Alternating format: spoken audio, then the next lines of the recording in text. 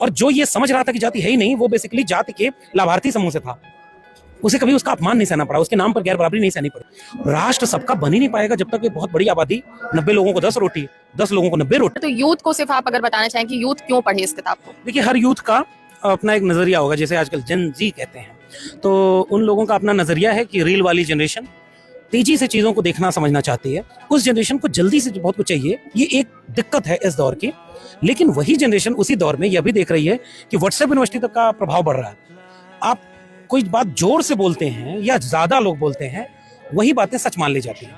ऐसे दौर में सूचनाएं नहीं है लोगों के पास, फैक्ट नहीं है कि कैसे इस बात को जो हम कह रहे हैं उस बात का समझने में मतलब क्या है। मिसाल के तौर पर किसी भी यूथ से बात करिए, उसे एक बार की तो ये लगेगा कि यार हम तो जाति नहीं मानते, मेरे सारे दोस्त हर जाति बिरादरी के हैं, अगर वो प्रोग्रेसिव समझदार है तो। वरना जाति डीजे बजाने पर भी नजर आती है, जाति दोस्ती करने पर भी नजर आती है, जाति जो है बहुत कुछ में नजर आती है। वो मैं किस साल लंबा हो जाएगा। लेकिन जो समझदार यूथ नया बना है उसको भी कई बार कंफ्यूजन हो जाता है कि अब तो जाति है ही नहीं, अब जाति जनगणना जैसी किताब की जरूरत क्या है। और जाति जनगणना तो देश को बांट देगी। उन तमाम लोगों को मैं कहूंगा कि इस किताब को जब आप पढ़ेंगे तो आपको समझ में आएगा कि यार जाति तो यहाँ थी, हमने देखा ही नहीं। और जो ये समझ रहा था कि जाति है ही नहीं, वो बेसिकली जाति के लाभार्थी समूह से था। उसे कभी उसका अपमान नहीं सहना पड़ा, उसके नाम पर गैर बराबरी नहीं सहनी पड़ी, उसका कुछ छीना उसके नाम पर नहीं गया। राष्ट्र सबका बन ही नहीं पाएगा जब तक ये बहुत बड़ी आबादी 90 लोगों को 10 रोटी, 10 लोगों को 90 रोटी। इसके लिए तो पॉलिसी बनानी होगी और पॉलिसी के लिए डेटा चाहिए होगा।